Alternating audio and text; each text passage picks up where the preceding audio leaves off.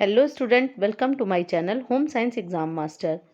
हम लोग अपने एनटीए यूजीसी नेट की तैयारी को आगे बढ़ाएंगे और साथ ही साथ में आपका राजस्थान का जो प्रवक्ता एग्ज़ाम होने वाला है उसमें भी क्या ये सारे प्रश्न आपके लिए महत्वपूर्ण सिद्ध होंगे। तो पढ़ते हैं हम लोग आज के अपने पहले प्रश्न की ओर। आज का हमारा पहला प्रश्न है, साथ ही साथ मैं आपको बता दूं ऑलरेडी हमारी 2000 प्रश्नों की श्रृंखला जो कि टीजीटी पीजीटी के लिए लगातार चल रही है, तो निश्चित रूप से वो इसी चैनल पर है होम साइंस एग्ज़ाम मास्टर के नाम से। और साथ ही साथ में मेरा टेलीग्राम भी होम साइंस एग्ज़ाम मास्टर के नाम से है, उसको आप उस पर जा कर के ज्वाइन कर सकते हैं, वहाँ पर भी मैं चीज़ें शेयर करती हूँ। चलिए, तो आज का हमारा पहला प्रश्न है, विटामिन ए के दृष्टि चिन्हों को सही क्रम पहचानिए। ये फर्स्ट नहीं है, सेकंड क्वेश्चन था, देख लेते हैं। खाद्य पदार्थ में कच्चे रेशे के मूल्यांकन के लिए उचित अनुक्रम क्या है? खाद्य पदार्थ में कच्चे रेशे के मूल्यांकन के लिए उचित अनुक्रम क्या है? खाद्य पदार्थ को सुखाना व वजन करना, पिसे हुए सैंपल का वजन लेना तथा वसा को निकालना, 1.25% H2SO4 के साथ पाचन और छानना, और 1.25% NaOH के साथ पाचन और छानना। तो इसको हमें क्या करना है, सीक्वेंस में लगाना है। तो इसका सही सीक्वेंस क्या होगा? तो इसका सबसे पहले हम करेंगे कि खाद्य पदार्थ को सुखाना एवं वजन करना। अगर हमें खाद्य पदार्थ में कच्चे रेशे का मूल्यांकन करना है तो सबसे पहले हम लोग इस पे जाएंगे। फिर उसके बाद हम करते हैं कि खाद्य पदार्थ जो हमारा ये है कि 1.25% NaOH के साथ पाचन और छानना, ये हमारा दूसरा स्टेप हो जाता है। और उसके बाद पिसे हुए सैंपल का वजन लेना और वसा निकालना, ये तीसरा स्टेप होता है। और 1.25% H2SO4 के साथ पाचन और छानना, तो इसका उचित क्रम यह बनता है। तो अब हम देखेंगे कि इसमें कौन सा सही होता है। तो फर्स्ट का फर्स्ट है, फर्स्ट में फर्स्ट यहीं से हम पकड़ते हैं, तो ये हमारा ऑप्शन आ जाता है। फिर उसके बाद जो हमारा सेकंड पे कौन सा है, सेकंड सेकंड है वो फोर्थ नंबर पे है, तो यहाँ पर फोर्थ। तो इस तरह से हम देखेंगे कि पिसे हुए सैंपल का वजन लेना, ये तीसरे नंबर पर है। और चौथे नंबर पर है 1.25% H2SO4 के साथ पाचन एवं छानना, ये हमारा लास्ट है। तो इस तरह से इसके चारों स्टेप हो जाते हैं कि खाद्य पदार्थ में कच्चे रेशे के मूल्यांकन के लिए सही अनुक्रम क्या है। स्टेप लगाने से बहुत सारे प्रश्न हमें एग्जाम में देखने के लिए मिलते हैं, जिसको हमें करना चाहिए।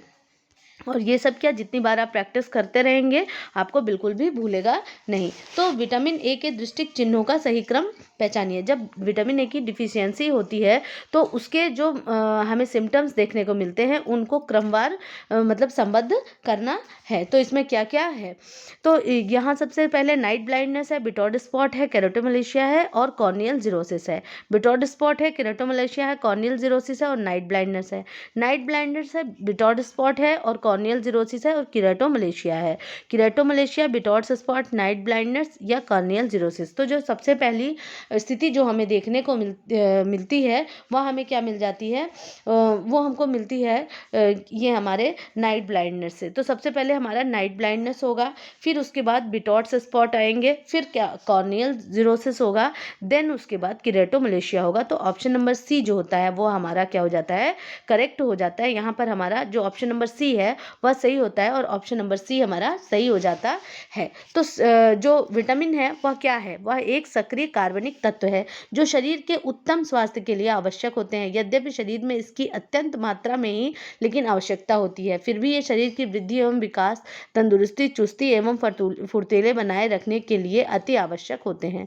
विटामिन ए दृष्टि चिन्हों का सही क्रम जो है वह क्या है, नाइट ब्लाइंडनेस है, बिटॉर्ड स्पॉट है, कॉर्नियल जीरोसिस है और केरेटोमलेशिया है। तो यहाँ पर अब हम देखेंगे कि ये जो है, वैसे तो कुल मिला के 7 हैं लेकिन यहाँ पर इन्होंने 4 दिखा दिए हैं, तो यहाँ पर ये ऑप्शन नंबर सी जो है यह करेक्ट हो जाता है, जो कि इसका सीधा सही क्रम है। नेक्स्ट है हमारा, सैंडविच बनाने का सही अनुक्रम बताइए। भरने की सामग्री तैयार करना, समस्त संघटकों को एकत्रित करना, स्लाइस पर मक्खन लगाना और चौथा है स्लाइस के बीच भराई रखना एवं काटना। तो सैंडविच बनाने का सही क्रम क्या होता है? यह प्रश्न डायरेक्ट परीक्षा में पूछा गया है। तो सैंडविच बनाने का जो सही तरीका होता है उसमें सबसे पहले समस्त घटकों को इकट्ठा करना, फिर उसमें भरने की सामग्री तैयार करना, उसके बाद स्लाइस पर मक्खन लगाना और फिर अंत में स्लाइस के बीच भराई करना या काटना। तो यहाँ पर ये दिया हुआ है और इसका हमें उचित क्रम लगाना है। तो यहाँ पर सबसे पहले हम क्या करेंगे, सबसे पहले समस्त घटकों को एकत्रित करेंगे, फिर उसके बाद भरने की सामग्री को तैयार करेंगे, फिर उसके बाद हम क्या करेंगे, स्लाइस पर मक्खन लगाएंगे और स्लाइस के बीच में भराई रखना एवं काटना, ये हमारा लास्ट होगा। तो इस तरह से हम देखते हैं कि कौन सा इसमें करेक्ट होता है। तो ऑप्शन नंबर बी जो है वह सही हो जाता है। अगला प्रश्न है, बाजू का नमूना काटने में सही अनुक्रम बताइए। जो स्लीव्स है उसको काटने का सही अनुक्रम क्या है? सिलने का रेखा चित्र चिन्हित करना, सिलने की रेखा को खींचना, बाजू का पैटर्न काटना, काटने की रेखा के निशान लगाना। तो इसमें कौन सा है? इसमें भी हमें इसको क्रमबद्ध करना है। तो इसमें जो हम लोग क्रमबद्ध करेंगे उसमें क्या क्या चीज़ें होंगी? तो यहाँ पर ये जो है सिलने की रेखा को चिन्हित करना जो है आपका सबसे पहले हम क्या करेंगे, सिलने की रेखा को चिन्हित तब करेंगे जब हम बाजू का पैटर्न सबसे पहले काटेंगे। तो सबसे पहले हम क्या करते हैं, बाजू का पैटर्न हम एक खाका बना करके तैयार कर लेते हैं। सिलने की रेखा को खींचना, खाका तैयार करने के बाद उसको क्या करेंगे कि सिलने की रेखा को हम खींचेंगे, फिर सिलने की रेखा को चिन्हित करना और फिर सबसे लास्ट में हमारा क्या होता है, काटने की रेखा पर निशान लगाना। तो जो हमारी काटने की, जो हमारी सिलाई का रेखा अलग होती है और काटने की रेखा अलग होती है, ठीक है, क्योंकि हमें बीच में क्या यहाँ पे मार्जिन लेना होता है। तो इसीलिए काटने की रेखा पर निशान लगाना जो ये ऑप्शन में है, ये हमारा क्या बिल्कुल सबसे लास्ट में आता है। तो हम यहाँ पर देखते हैं ये हमारा ऑप्शन नंबर सी जो है यह करेक्ट हो जाता है। सबसे पहले तीसरा है, तीसरे पे क्या है हमारा, बाजू के पैटर्न को काटना। ठीक है, सबसे पहले क्या हो जाता है हमारा, तीसरे पर हमारा हो जाता है बाजू के पैटर्न को काटना।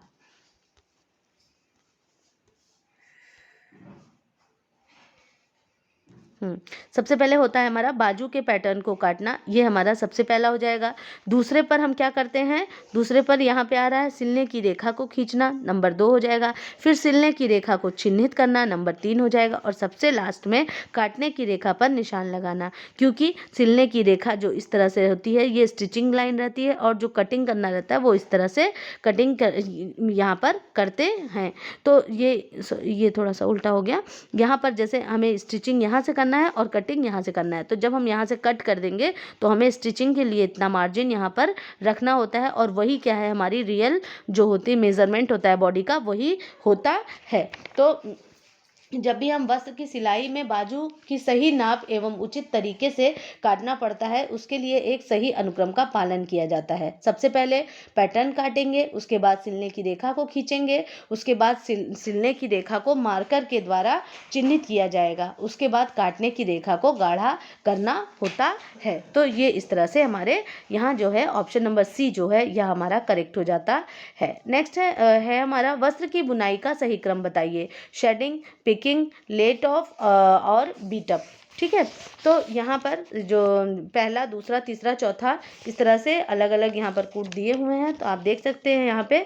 तो यहाँ पर क्या है, पहला, दूसरा, तीसरा, चौथा, दूसरा, तीसरा, चौथा, पहला, तीसरा, पहला, दूसरा, चौथा, चौथा, दूसरा, पहला, तीसरा। तो यहाँ पर हम देखते हैं कि सबसे पहले वस्त्र की बुनाई का जो सही अनुक्रम है वह क्या है। तो वह सबसे पहले शेडिंग होती है। यहाँ पर सबसे पहले क्या हो जाती है, शेडिंग हो जाती है, फिर पिकिंग होती है, फिर लेट ऑफ है और फिर उसके बाद बीटअप, बीटनिंग होती है, फिर टेकिंग अप होता है। ठीक है, तो इस तरह से जो यह है ये यहाँ पर सही हो जाता है। तो अधिकांश वस्त्रों का निर्माण किसके द्वारा किया जाता है, बुनाई के द्वारा किया जाता है।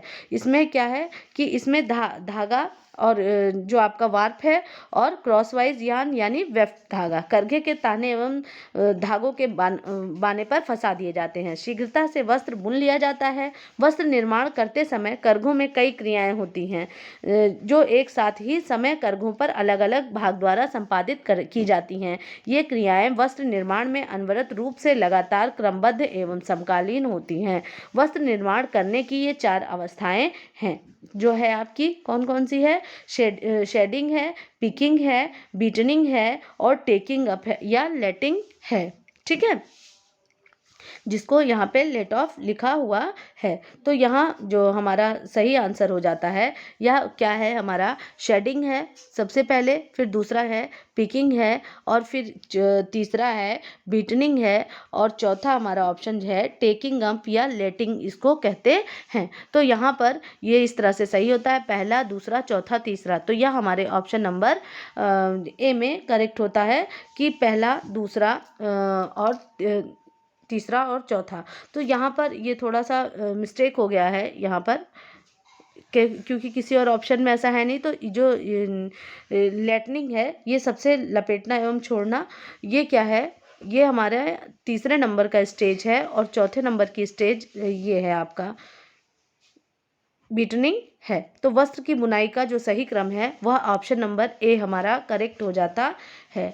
ये शेडिंग, पिकिंग जी। तो यहाँ पे जो ये दिया हुआ है कि टेकिंग अप या लेटिंग जो है ये आपका चौथे में आता है थोड़ा सा यहाँ पर, क्योंकि ये ऑप्शन से आपका आंसर सही नहीं हो रहा था, तो इसलिए थोड़ा सा कंफ्यूजन हो गया था। तो जो ये शेडिंग की प्रक्रिया है, अच्छा शेडिंग का मतलब क्या होता है? मतलब ताने और बाने के बीच के धागों में जो रिक्त स्थान जो छोड़ा जाता है वो क्या है? हमारा शेडिंग के अंतर्गत आता है। अच्छा पिकिंग क्या होता है? जब ताने और बाने के धागे अपनी एक लाइन को पूरा कर लेते हैं तो वो क्या कहलाते हैं? और आपका पिकिंग कहलाता है। और आपका लेट ऑफ बीट अप क्या है? मतलब ठोकाई करना। ठोकाई करके हम क्या करते हैं? ताने बाने की धागे की सघनता को मजबूत करते हैं। और लेट ऑफ जो यहाँ पे लिखा हुआ है वो लेटिंग है या टेकिंग अप है। वहाँ पर क्या करते हैं? उसको लपेटते हैं और छोड़ते हैं। लपेटना एवं छोड़ना, टेकिंग अप एंड लेटिंग। ठीक, तो उस हिसाब से यहाँ पर आपका जो ये करेक्ट आंसर हो जाता है वह होता है हमारा शेडिंग। देखिए पहला हो रहा है, फिर उसके बाद दूसरे पे हमारा आता है पिकिंग होता है जो कि दूसरे नंबर पर है, फिर उसके बाद तीसरे नंबर पर होना चाहिए था बीटनिंग। ठीक है, क्या होना चाहिए था? बीटनिंग होना चाहिए था। और चौथे नंबर पर होना चाहिए था टेकिंग अप एंड लेटनिंग। ठीक है, तो यहाँ पर एक दो जो एक ये जो बीटअप है ये तीसरे नंबर पर रहेगा, और लेट ऑफ मतलब लेटनिंग है आपका टेकिंग अप एंड लेटनिंग ये चौथे नंबर पर होना चाहिए था। अगर धागे की प्रक्रिया का सही क्रम की बात मैं करूं तो आप इसको नोट डाउन कर सकते हैं कि क्या प्रक्रिया है? शेडिंग है, पिकिंग है, बैटनिंग है, और फिर उसके बाद टेकिंग अप एंड लेटिंग है। तो ये इसका सही अनुक्रम होता है। तो आपको आई होप ये क्लियर हो गया होगा कि जो बुनाई की प्रक्रिया है उसका सही क्रम क्या है? शेडिंग, पिकिंग, बैटनिंग और टेकिंग अप एंड लेटिंग, मतलब लपेटना एवं छोड़ना। तो ये चौथे नंबर पर रहेगा। ऑप्शन इसका सही नहीं है, लेकिन उस हिसाब से शायद मिसप्रिंट हो गया है या जो भी है। ये चौथा इधर होना चाहिए था और तीसरा इधर होना चाहिए था। अगला है हमारा बाजू का नमूना, ये वाला हमारा क्वेश्चन हो गया। नेक्स्ट है एक सुनियोजित विस्तृतीकरण शिक्षण पद्धति के अनुक्रम का चयन करें। कि जो आपकी सुनियोजित विस्तृतीकरण शिक्षण पद्धति के अभिरुचि, इच्छा, दृढ़ विश्वास, कर्म, संतोष। अभिरुचि, इच्छा, कर्म, विश्वास, संतोष। इच्छा, अभिरुचि, दृढ़ विश्वास, कर्म, संतोष। दृढ़ विश्वास, इच्छा, अभिरुचि, कर्म और संतोष। तो इस चारों ऑप्शन में जो हमारा यहाँ पर सही हो जाता है वह क्या होता है कि यहाँ पर आपका ऑप्शन नंबर ए जो है अभिरुचि, इच्छा, दृढ़ विश्वास, कर्म एवं संतोष, ये यहाँ पर करेक्ट हो जाता है। तो ये हमारा किसका हो गया? ये हमारा इसका ऑप्शन नंबर ए जो होता है वह हमारा करेक्ट हो जाता है। जो शिक्षण पद्धति का अनुक्रम है सुनियोजित, सबसे पहले उसमें इंटरेस्ट होना चाहिए, फिर डिज़ायर होना चाहिए, फिर हमें दृढ़ विश्वास होना चाहिए, फिर कर्म करना चाहिए और फिर सबसे लास्ट में सेटिस्फैक्शन होगा। तो इस तरह से ऑप्शन नंबर ए जो है वह हमारा करेक्ट हो जाता है और इस तरह हमें एग्जाम में बहुत सारे क्वेश्चन में क्रम लगाने के लिए आते हैं। हमें संतुलित आहार लेना चाहिए क्योंकि यह स्वादिष्ट होता है, इसमें स्वास्थ्य ठीक रहता है, इसमें आहार संबंधी समस्त आवश्यकताएं पूरी हो जाती हैं, इसमें सौंदर्य में वृद्धि होती है। तो हमें संतुलित आहार क्यों लेना चाहिए? क्योंकि इसमें जो ऑप्शन नंबर सी है, जो इसमें आहार संबंधी समस्त आवश्यकताएं हैं वह पूरी हो जाती हैं। और यह जो है संतुलित भोजन हमारे लिए आवश्यक है। इसमें क्या क्या चीज़ें होनी चाहिए? कार्बोहाइड्रेट, वसा, खनिज लवण, विटामिन तथा प्रोटीन का उचित मात्रा में सम्मिश्रण हो, जिससे हमारे आहार संबंधी समस्त आवश्यकताएं पूरी हो जाती हों। अंतर्राष्ट्रीय स्तर पर संयुक्त राष्ट्र संघ की संस्था WHO पोषण तत्वों तथा ऊर्जा के मानक को निर्धारित करती है। अगला प्रश्न है, एक ऐसा आहार जिसमें भोजन के सभी आवश्यक घटक सही अनुपात में शामिल हों, उसे क्या कहते हैं? वसा युक्त आहार, संतुलित आहार, गरिष्ठ आहार या प्रोटीन युक्त आहार? तो जो ऐसा आहार जिसमें भोजन के सभी आवश्यक तत्व सही अनुपात में सम्मिलित हों, तो निश्चित रूप से वो क्या हो जाता है? हमारा संतुलित आहार हो जाता है। एक ऐसा आहार जिसमें भोजन के सभी आवश्यक घटक सही अनुपात में हो, उसको हम बैलेंस डाइट कहेंगे। और इसमें क्या? कार्बोज, प्रोटीन, वसा, खनिज लवण एवं विटामिन विद्यमान हो, जो व्यक्ति को शारीरिक रूप से संतुलित उसके जो भी विकास है, उसका शारीरिक वृद्धि एवं विकास है, उसके लिए पर्याप्त हो। वही क्या है? हमारा संतुलित आहार के अंतर्गत आता है। और हमारे संतुलित आहार में एक चीज़ और ऐड होती है, वाटर एवं रफेज। क्या? पानी और रेशा, दोनों उसमें क्या वो भी ऐड होती है। और उसके बाद ये इस चीज़ का भी ध्यान रखें कि जो भी आहार है वह हमारे रुचि के अनुकूल होना चाहिए। किसी एक भोज्य पदार्थ के सभी पोषक तत्व विद्यमान नहीं होते हैं, इसलिए संतुलित आहार के लिए एक से अधिक भोज्य पदार्थों को एक साथ सम्मिलित करना पड़ता है, जिससे सभी पौष्टिक तत्वों की प्राप्ति हो सके। तो यहाँ पर ऑप्शन नंबर बी आपका संतुलित आहार सही हो जाता है। भोजन का पौष्टिक मूल्य किस विधि से बढ़ाया जा सकता है? खमीरीकरण, अंकुरण, फोर्टिफिकेशन या उपरोक्त सभी? तो भोजन के पौष्टिक मूल्य को सभी के अनुसार सभी से बढ़ाया जा सकता है। जैसे कि इसका हम किसी चीज़ का हम क्या करते हैं? खमीरीकरण करते हैं, जिसको फर्मेंटेशन कहते हैं, जिसका एग्जाम्पल हमारा क्या है? हमारा पनीर भी इसी का एग्जाम्पल हो जाता है। जर्मिनाइजेशन मतलब कि अंकुरण, जिससे कि हम साबुत अनाज को क्या अंकुरित करते हैं। फोर्टिफिकेशन मतलब फोर्टिफिकेशन में किसी और चीज़ को ऐड करके उसके पोषक मूल्य को बढ़ाना। जैसे कि हम क्या करते हैं? आयोडाइज्ड मतलब नमक में किसका? आयोडीन को हम क्या करते हैं? फोर्टिफाइड करते हैं। फोर्टिफिकेशन का यह उदाहरण है। तो ये उपरोक्त सभी ऑप्शन नंबर डी जो है वह हमारा करेक्ट हो जाता है। अगला प्रश्न है, सूची 1 में दिए गए खाद्य पदार्थों को सूची 2 में दिए गए रंग द्रव्यों के साथ सुमेलित करें। मांस, जिथैलोफिल, टमाटर, एंथोजैंथिन, बैंगन, क्लोरोफिल, शलजम, मायोग्लोबिन, मक्का, एंथ्रोसाइनिन और लाइकोपीन। तो अब हमें क्या करना है? इसको सही से हमें इसको हमको मतलब जहाँ जिसमें जो चीज़ पाई जाती है उसको हमें उसमें मैच कराना है। जो भी उनका कलर है, उनके रंग द्रव्य हैं, वो किस कारण से होते हैं उसको हमें मैच कराना है। तो मांस में क्या हो जाएगा? हमारा मायोग्लोबिन हो जाएगा। ठीक है। टमाटर की बात करें तो टमाटर में क्या है? लाइकोपीन है। क्या है टमाटर में? लाइकोपीन है। और बैंगन की बात करें तो बैंगन में क्या? एंथ्रोसाइनिन है। बैंगन में एंथ्रोसाइनिन है। शलजम में एंथोजेंथीन है। शलजम में क्या है? एंथोजेंथीन है। मक्का में जैथोफिल है। मक्का में क्या है? जैथोफिल है। तो इस तरह से हम इसको मैच करते हैं और फिर हम लोग अपने इसकी तरफ जाएंगे कि कूट में हमारे क्या दिया हुआ है कि कौन सा किससे मैच हो रहा है। तो सबसे पहला जो हमारा मांस था, मांस किससे मैच है? मायोग्लोबिन से मैच कर रहा था। तो मायोग्लोबिन से ए का हमारा चौथा, ए का चौथा हम पकड़ते हैं यहाँ पर और यहाँ पर। फिर दूसरे में हम देखेंगे बी में टमाटर। टमाटर में लाइकोपिन हम देखते हैं तो लाइकोपिन हमारे 6वें नंबर पर है। तो यहाँ पर तो इसी से ये पता चल जाता है हमको कि हमारा ऑप्शन नंबर सी करेक्ट होता है। लेकिन हम आगे देखेंगे कि बैंगन में क्या था? एंथोसाइनिन था। ये नंबर 5 पर है, यहाँ पर आप देख सकते हैं। फिर शलजम की बात करें, शलजम में हमारा क्या था? एंथोजेंथीन था। है शलजम में एंथोजेंथीन था, जो कि हमारे किस में? ऑप्शन नंबर 2 में है। तो ये हम यहाँ पर देखते हैं। और ई की बात करें मक्का की, तो मक्का में क्या? जैथोफिल है। जैथोफिल हमारे ऑप्शन नंबर 1 की तरफ जाता है। यहाँ पर जो पहला ये दिया हुआ है, तो हम यहाँ पर देखते हैं कि हमारा ऑप्शन नंबर सी बिल्कुल पूरी तरह से सही होता है। अगला है, सूची 1 में दी गई वसा को सूची 2 में दी गई वसी एसिड से मिलान करिए। अब हमको इसको मिलान करना है कि कौन से किसमें कौन सा है आपका म्यूफा किसमें है, प्यूफा किसमें है। तो अगर हम घी की बात करें तो हम सभी जानते हैं घी सैचुरेटेड फैटी एसिड में है। तो यहाँ पर घी है, सरसों है, करडी है, अलसी है, फ्लैक्स है, और फिर उसके बाद आपका ALA, LA और MUFA और SFA। हाँ, तो यहाँ पर घी की बात अगर हम करते हैं तो घी में तो हम कंफर्म होते हैं कि यह किसका है, सैचुरेटेड फैटी एसिड का है। तो ए का हमारा चौथा सही हो जाता है। और सरसों की बात करें तो सरसों किसमें, म्यूफा। ठीक है, सरसों किसमें, म्यूफा। तो यहाँ मोनो अनसैचुरेटेड फैटी एसिड में आ जाता है म्यूफा। और जो हमारा सेफ्लावर है, सेफ्लावर LA में आता है, नहीं LA में आएगा सेकंड पे। और अलसी किस में आएगा, अलसी हमारा आता है ALA में आता है।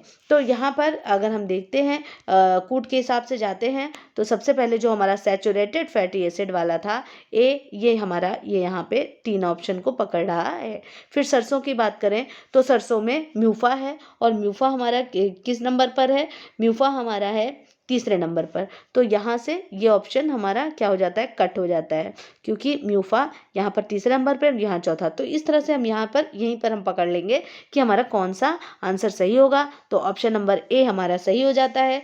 कार्डी, सेफ्लावर, LA और अलसी फ्लैक्स सीड्स में क्या, ALA पाया जाता है। तो इस तरह से हम यहाँ पर इसका पूरा मिलान कर लेंगे।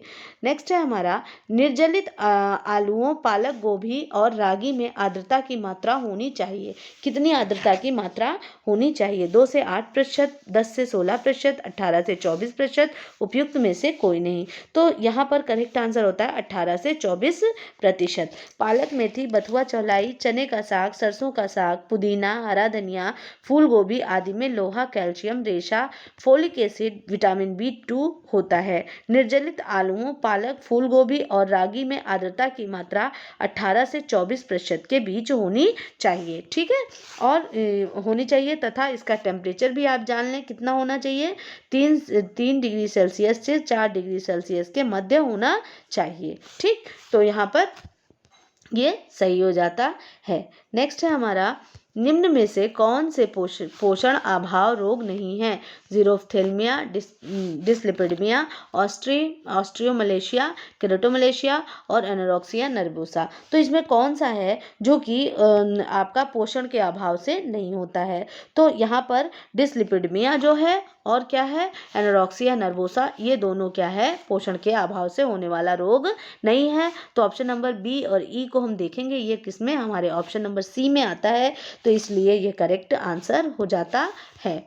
प्रश्न है, सूची 1 में दिए गए सक्रिय पदार्थ को सूची 2 में दिए गए आहारीय स्रोत से मिलान कीजिए।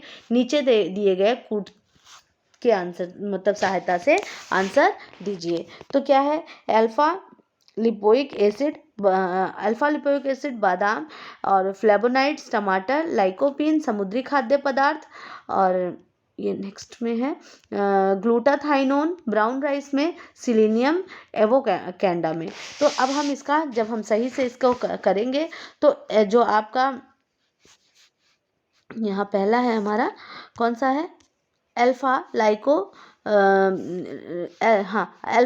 लिपोइक एसिड, ये किसमें, हम यहाँ पे लिख देती हूँ क्योंकि आंसर 2 भाग में बटा हुआ है। या किसमें, आलू में है। और फिर उसके बाद फ्लेवोनाइड्स किसमें पाया जाता है, या पाया जाता है लहसुन में।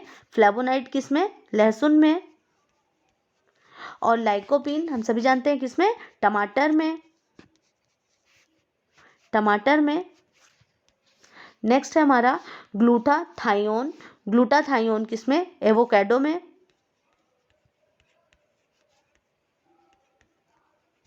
एवोकाडो में। और सिलीनियम किसमें, समुद्री खाद्य पदार्थ में।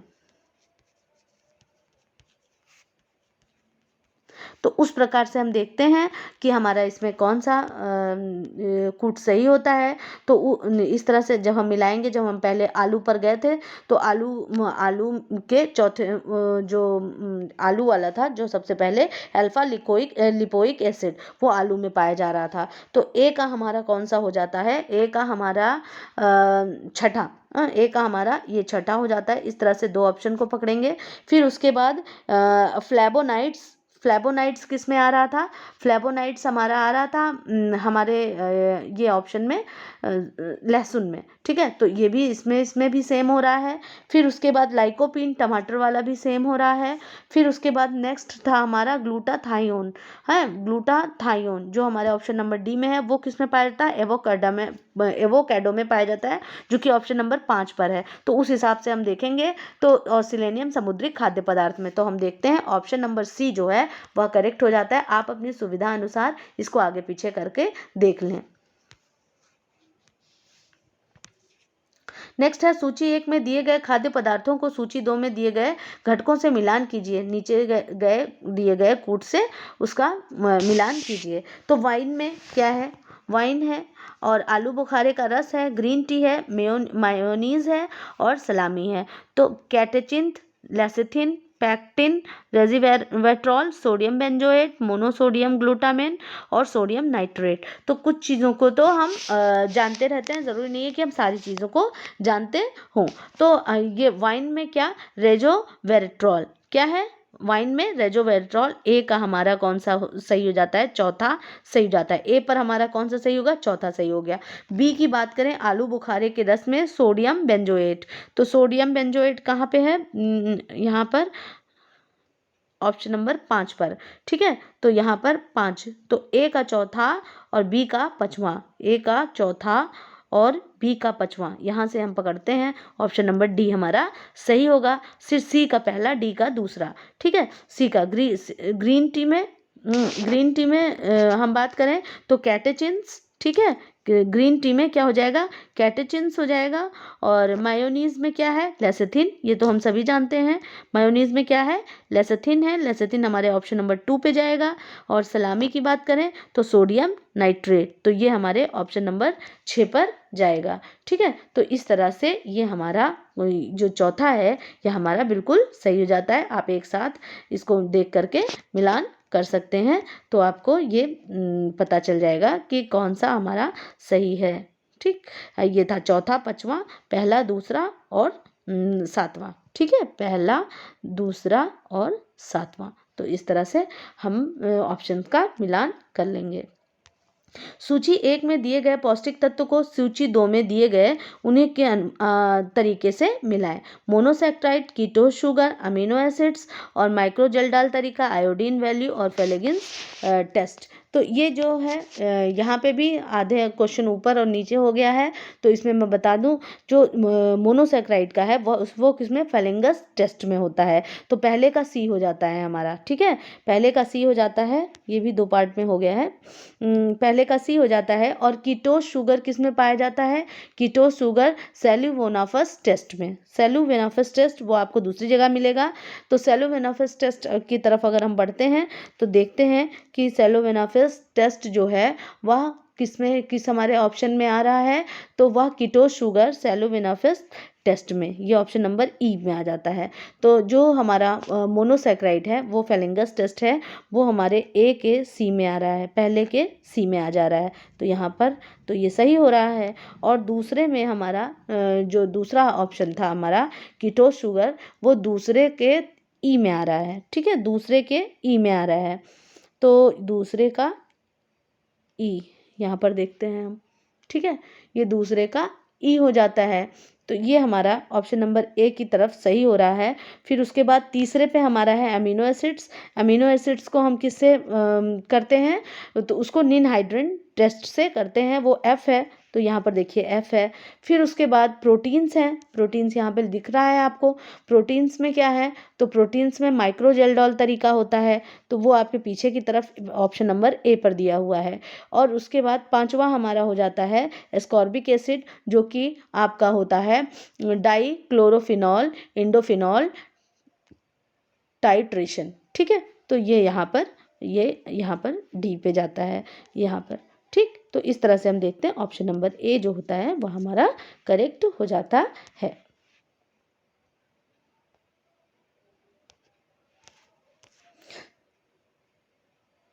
ये क्वेश्चन अच्छा रिपीटेड नहीं है। संतुलित आहार का अर्थ एक ऐसा आहार जिसमें केवल फल और सब्जियां हों, एक ऐसा आहार जिसमें सभी पौष्टिक तत्व सम्मिलित हों, ऐसा आहार जिसमें सभी आवश्यक पौष्टिक तत्व सही मात्रा में सम्मिलित हों, या फिर तरल आहार। तो यहाँ पर देख थोड़ा सा ध्यान देंगे हम लोग कि ऐसा आहार जिसमें सभी पौष्टिक तत्व सम्मिलित हों और सही मात्रा में सम्मिलित हों। देखिए दोनों में अंतर है, तो इसीलिए हमें कंफ्यूज नहीं होना है। प्रश्न के जो जितने भी ऑप्शंस हैं उसको हम ध्यान से पढ़ेंगे तो निश्चित रूप से हमारा प्रश्न सही हो जाएगा। और अगर आपको पढ़ाया हुआ पसंद आता है तो प्लीज़ कमेंट करें, लाइक करें, शेयर करें और मेरा चैनल ज़रूर सब्सक्राइब करें। जितने ज़्यादा प्रैक्टिस सेट्स आप करते हैं, जितने ज़्यादा प्रीवियस ईयर क्वेश्चंस को लगाते हैं, आपकी तैयारी उतनी ही अच्छी होती जाती है। मैं बार बार आपसे कहती हूँ, अगर आपको किसी विशेष टॉपिक पर अगर कोई जानकारी चाहिए तो प्लीज़ कमेंट में लिखें, मैं उस पर अलग से वीडियो अपलोड कर दूँगी। Okay, keep learning.